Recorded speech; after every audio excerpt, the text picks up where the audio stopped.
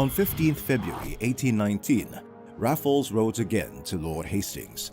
A British station has been established in the Straits of Singapore in the vicinity of Johor, in a situation combining every advantage of geographical and local which we could desire.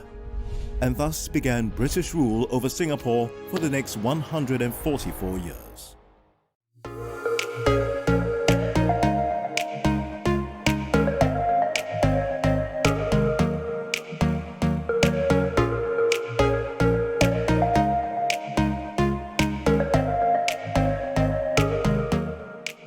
Yet on 8 December 1941, war arrived. Japanese troops landed on the Malay Peninsula, and within 2 months they had reached the borders of Singapore. The island was described in the Illustrated London News as a beleaguered fortress. The accompanying map sketches out Singapore's positions for international audiences in February 1942.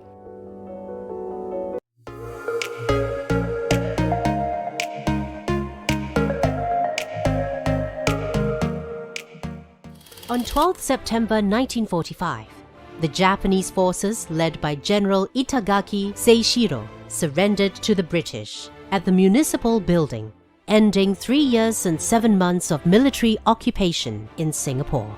Thousands of Allied soldiers and civilians gathered at the Padang to witness the official end of the Japanese occupation.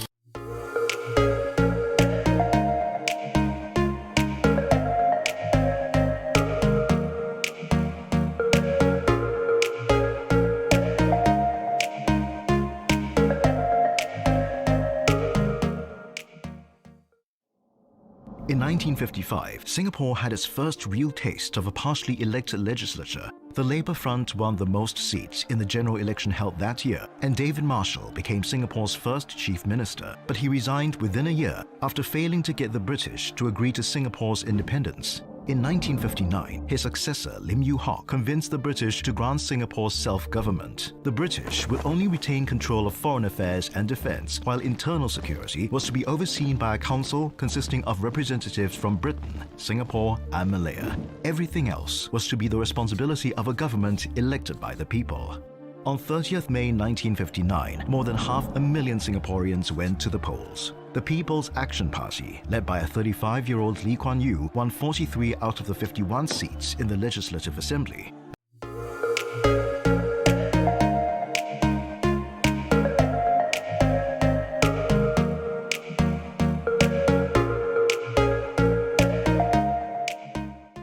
After 2 years of tense relations, Singapore was officially separated from the Federation of Malaysia. On the afternoon of 9th August, many watched as Lee broke down during the press conference to explain the separation.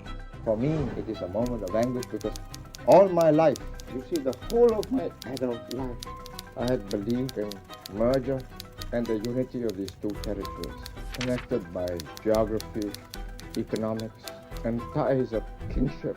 With separation, the Singapore government was now responsible for every area of administration, from defense to housing, from education to the economy. Even so, Lee remained optimistic. What has happened, and be firm, be calm. We are going to have a multiracial nation in Singapore. We will set the example. This is not a Malay nation, this is not a Chinese nation, this is not an Indian nation. Everybody will participate equally. Language, culture, religion.